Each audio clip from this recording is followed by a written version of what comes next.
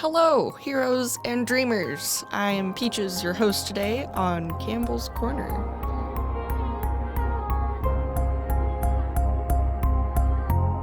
How would you advise somebody to tap that spring of eternal life, that joy that is right there? Well, we're having experiences all the time, which may, on occasion, render some sense of this, a little intuition of where your joy is.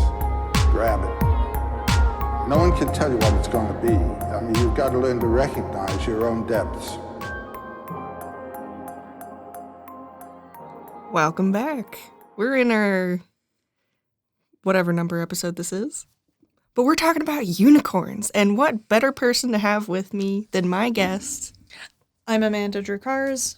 Nice to meet you, Amanda. Everyone listening, say hello.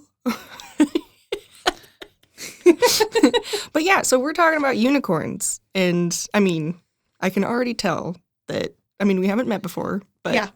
I can feel it coming off of you. Yeah. Unicorns are special, just like they are to me. Yeah.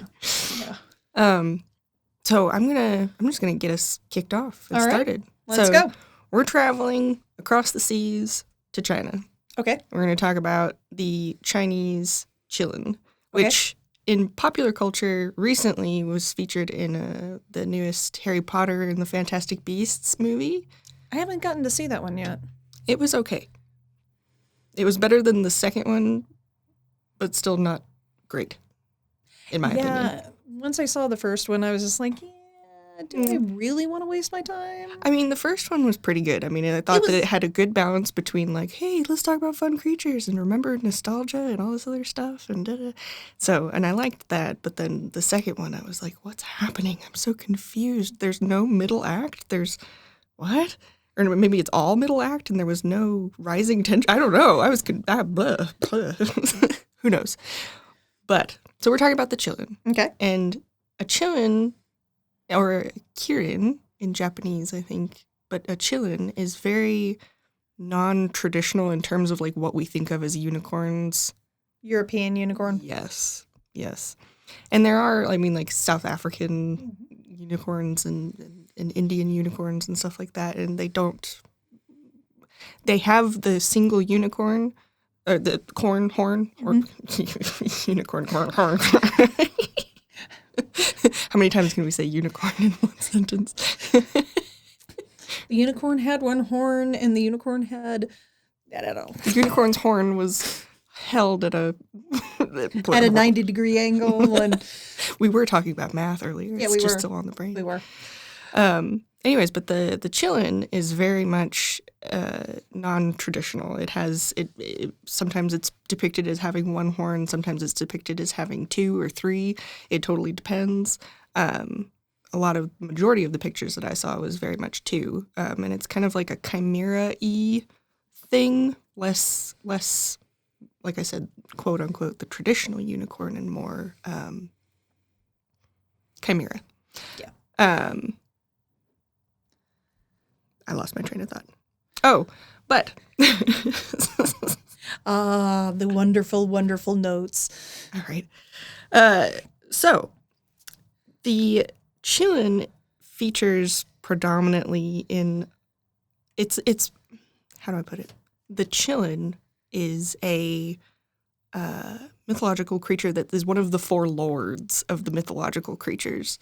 So there's the qilin, there's the dragon, there's the phoenix, And the turtle. and the turtle. Yes. And so the qilin is all about the animals that had fur and were, I think, quadrupedal or something like that. But I think if I remember correctly, it was broken up into, the phoenix was of air and fire. I think it's just birds. Yeah, but it's also of like, sometimes they could even consider bats, anything that flies. Mm-hmm. So, and I think dragon was anything of water. Anything with scales Yeah. and things like that. Yeah, that were, Yeah. yeah. And then turtles was anything with shells. Shells, including crabs. They Yep. considered those. Yeah. But I think unicorns, their version of the unicorn was anything that was basically quadruped, Yeah. beast-like, Mm-hmm. what we would probably more on the earth or the ground or Yeah. because I mean that makes sense because 4 elements, 4 lords of creatures. Yeah, because I think that is one of the things that I think the whole subject of unicorns is that almost every single culture is kind of been obsessed with a quadruped that only has one horn, when almost everything else that does have a horn comes in 2s. Yeah. So we're obsessed with it. Right. And it's interesting too how and like the Chilean is more dragony, more that, and then the Japanese Kirin is more of a deer. Yeah. And it's like so, and I think it was in the 1400s or something like that. But somebody brought a giraffe back from Africa to some dude in China. I can't remember which emperor it was, but it was one of them. And they were like, "Here's a chillin', we got it for you." And he's like, "I don't know about that, but that's cool." And like a lot of people were like, "Wow!" And so then giraffe was associated with it, and because I mean, it's like they had those little tiny horns, and they were really exotic looking, and and it had a face that was completely different than anything they've ever seen. Yeah, and long the necks. oxtail kind of, Oh, the cloved hoof, the so on and so forth, which all fits with what they were talking about.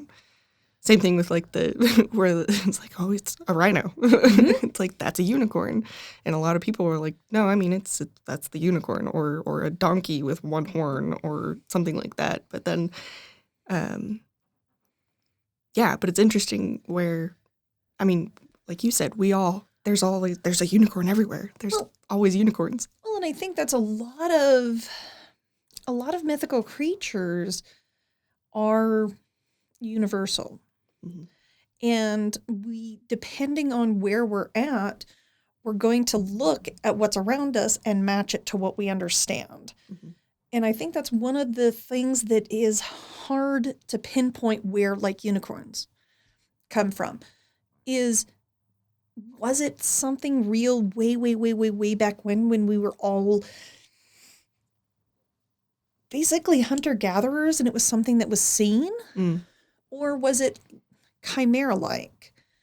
Was it the best parts of all the animals that we really liked because they were tasty? They were cool. Or they were strong. We could never catch them, so they had a mystical, spiritual aspect because we could never touch them. And I like that idea. I like that kind of the untouchable, like taking. I like that. That's interesting, and it adds to the mystical quality. And and we did the same thing in the European. Well, and I think folklore.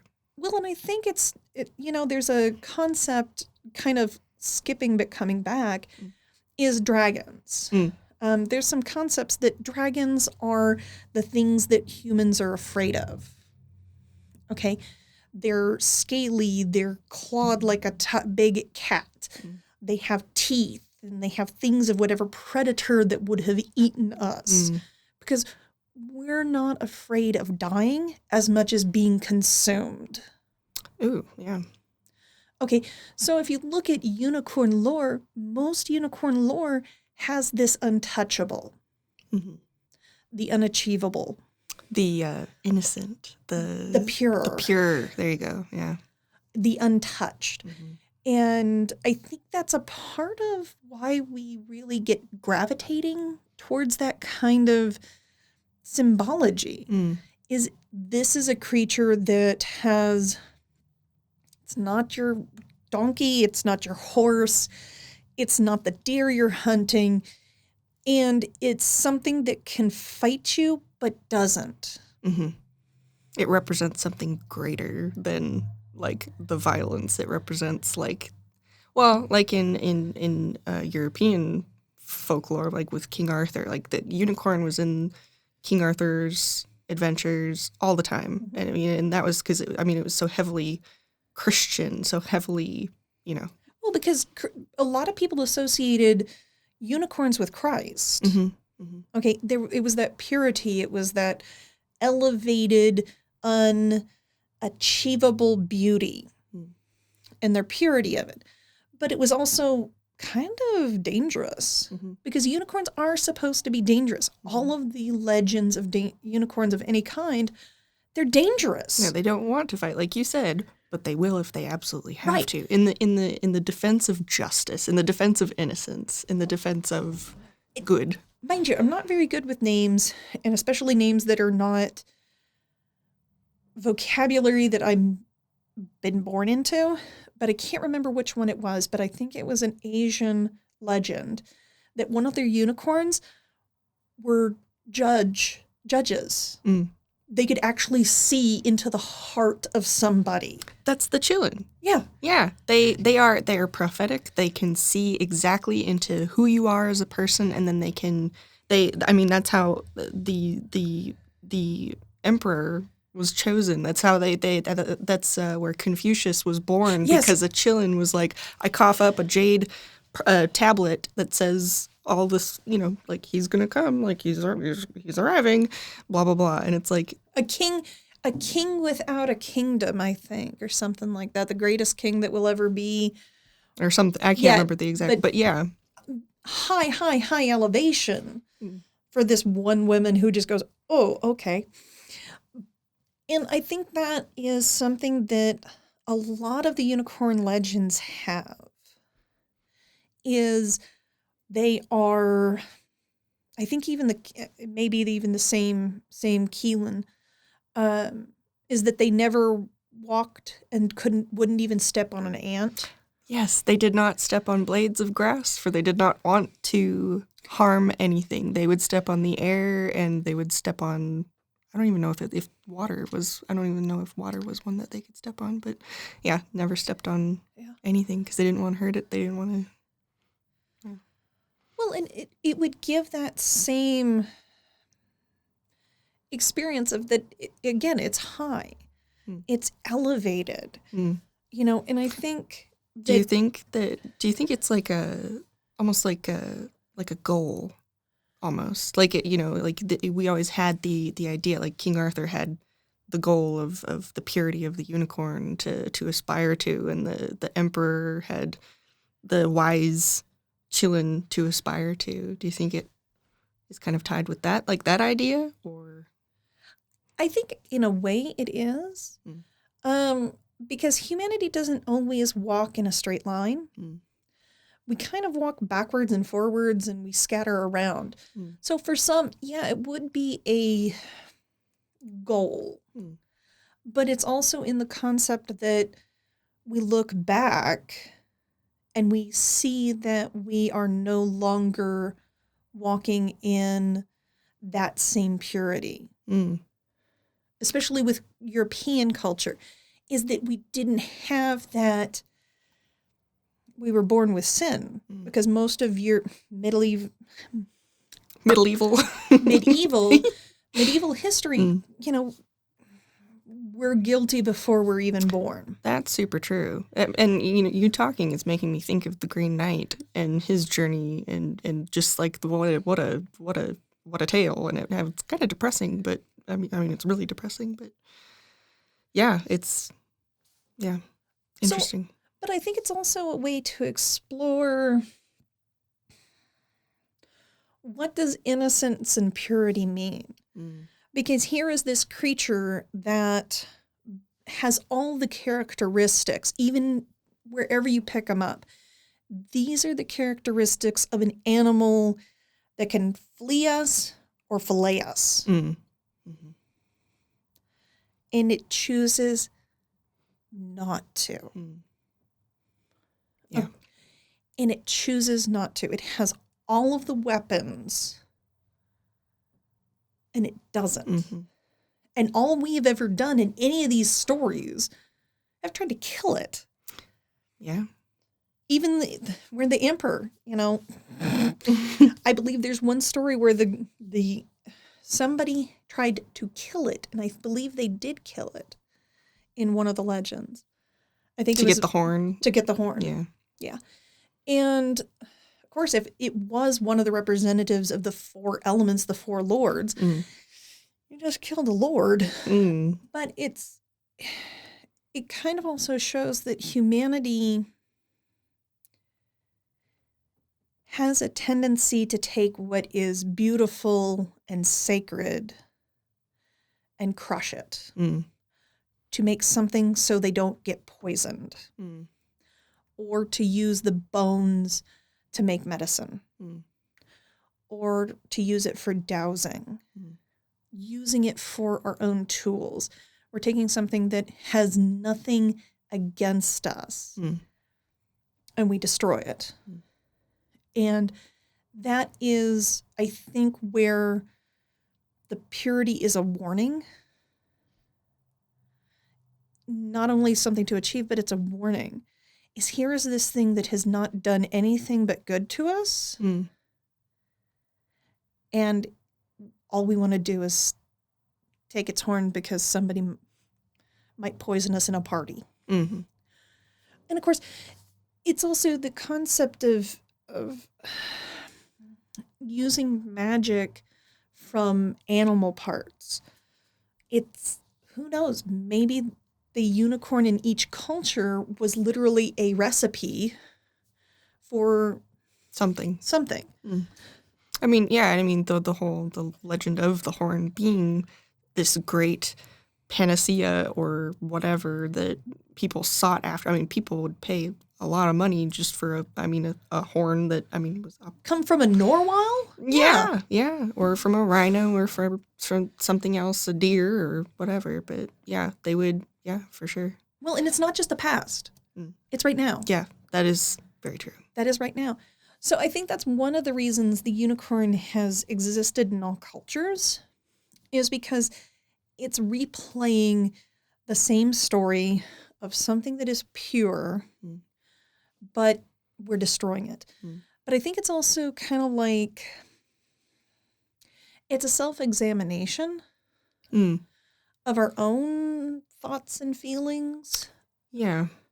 It's almost like you're wanting to take something that's on that level of purity and you're wanting to take it and then maybe not necessarily destroy it, but transform it in a way, use it for a purpose or something that, because the unicorn is so out of reach, you can't touch it, kind of it's so above where humanity is. It's like you want to take a hold of that. I mean, the natural instinct is to want to figure out how can I be like that? How can I get a hold of that and be that pure thing, that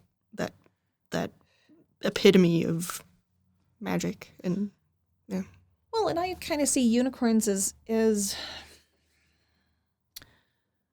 being nature in itself without any regard to anything else. And to be powerful is to be powerful is to have the ability to be peaceful. And I think it's also a reflection of us growing up. I think a lot of times in European, it was also a reflection of medieval Europe had a lot of problems. But yeah, it was like a loss of innocence, a loss of innocence. Yeah, you've matured past the point of being that pure sweet soul. You're now you're an old maid. That's why, I mean, like, yeah. They probably, I mean, the inclusion of, only maidens could interact with unicorns. Only the purest of hearts could interact with the unicorns. Well, there's a little bit of reasons why they think that the virgin girl was there. Because most unicorns are considered to be male. Oh, I see. Hi. Tactful of you.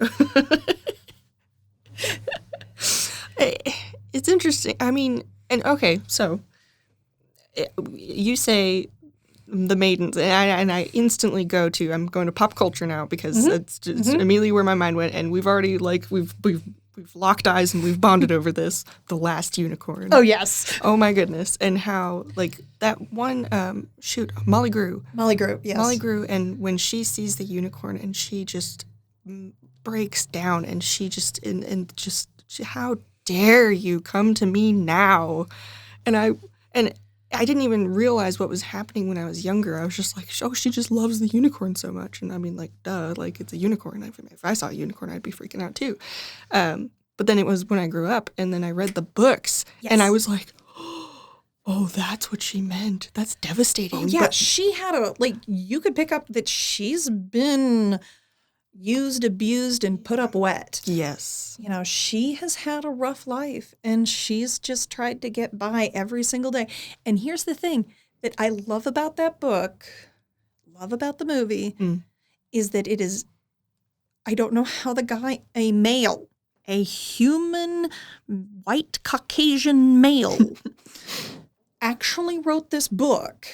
And if you look at it and you broke it down and you just erased who the author was, you would swear that this is an allegory of a woman growing up. Yeah. And it's a testament to Peter S. Beagle about how amazingly in touch with just fairy tales and just imagination and love and all this other stuff is. And it's like, poor guy, he's been taken advantage of so hard. Bad. I know. And it's devastating, but it's like, what a great thing that we had the story, and then we got the sequel, and it was just like, I mean, the sequel was devastating in its own way, but I mean,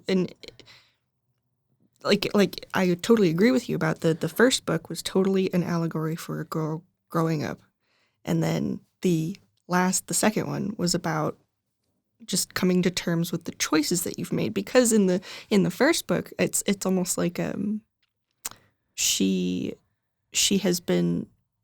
Oh, she's falling in love with humanity. She's recognizing that she's coming down from the high purity of being a unicorn, and she's mixing it in with the rest of us. She's rubbing elbows with us chaotic people who make mistakes all the time, and she's learning how to love that, and then literally falls in love and knows what these feelings are. And then in the second one, it's like she learns to, accept grief and to that stuff happens, and it's okay. It's what it is, part of life, part of humanity. Yeah. And I think that that's one of the reasons I think that book and that movie has captured so many people, is because it is an experience that I think a lot of us have, and it was really good that he used the unicorn as an allegory. Yes. The untouchable became something that was approachable. But then forever, there is a hint of mortality and how hard it really is to be human. And what's at the end? The end is where, when the rabbits are writing poems, she will still love you. And as I've gotten older, I've realized I still love some of my friends that I used to have. I still love. They're still there. They're still there. They're still in some part of me.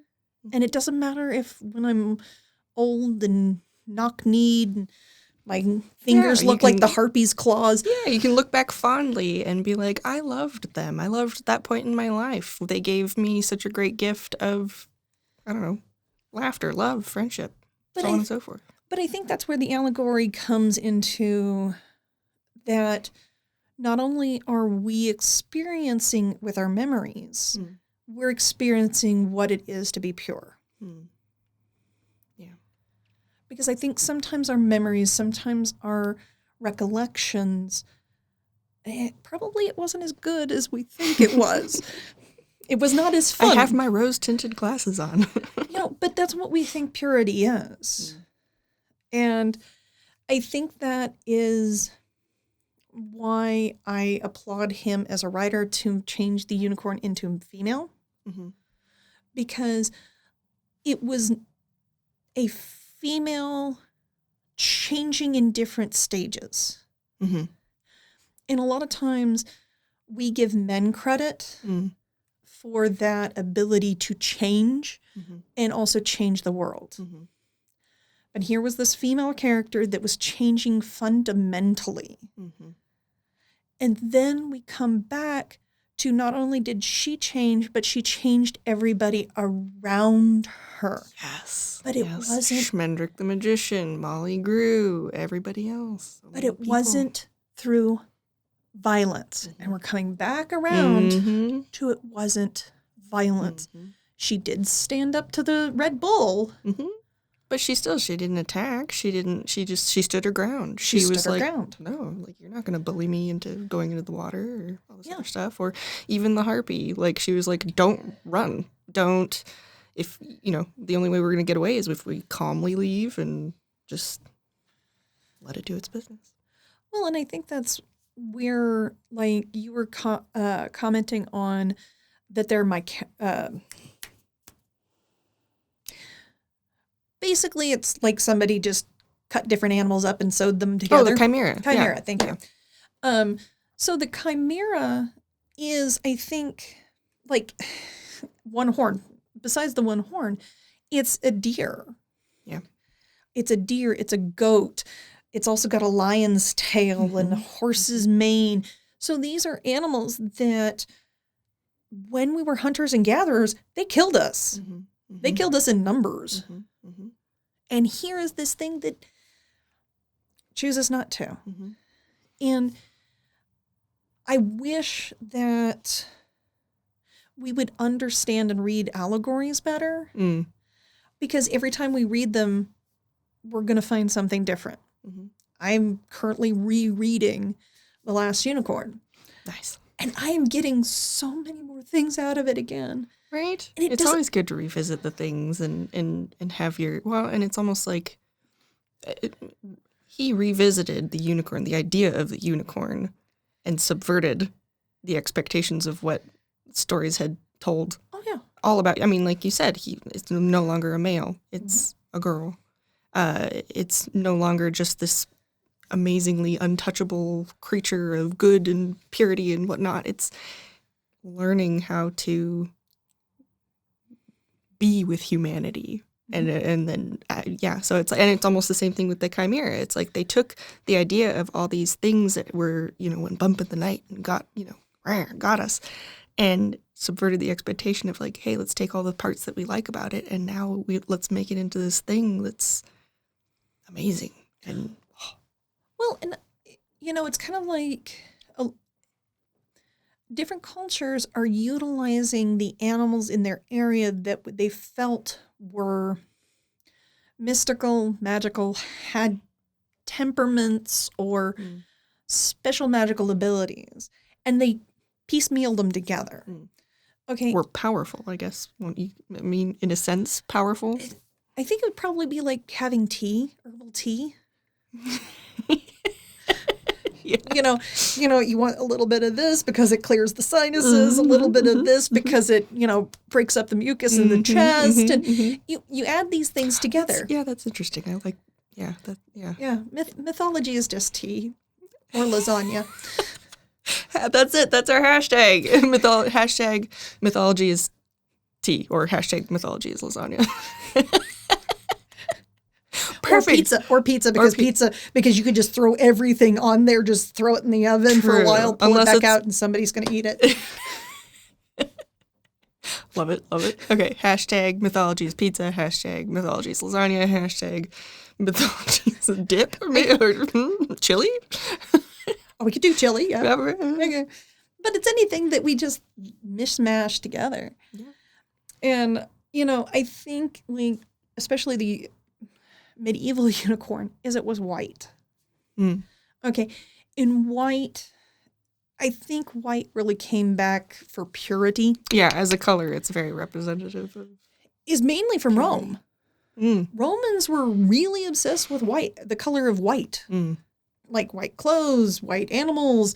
But a lot of people think that if you see an animal that is has albinoism. And I can't remember the one that's the one step. Not albino, but they're almost always white. Where the melanin, there's some melanin, but it's not all the way active. I'm not thinking of the name, but I know what you're talking about. There is a word for it. But when you see those animals, they're suddenly sacred. Okay? Bears, deer, squirrels. You know, you see them as signs. And so the unicorn then becomes a lasagna sign. Better. Hashtag lasagna sign. Lasagna sign. Here's your lasagna sign. This is bad when I'm a graphic designer and illustrator. My brain's going, hey, that would actually make a really good sticker. We got to get on that. If you guys out there listening want us to make stickers with lasagna sign, let us know. And the fork will actually look like a unicorn horn.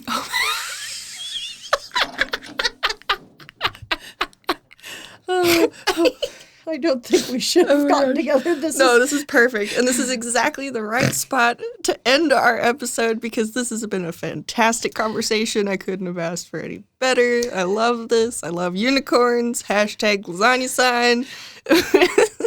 Thank you for coming on. And I will be asking you back for sure. We will get you on here for something else. I'm positive. I'm pretty good at throwing things onto the table and just going, oh, look, that's fun. Another lasagna sign. Another lasagna sign. All right. Well, thank you all for listening and appreciate you. Love you. We'll see you in the next one. Bye. Bye.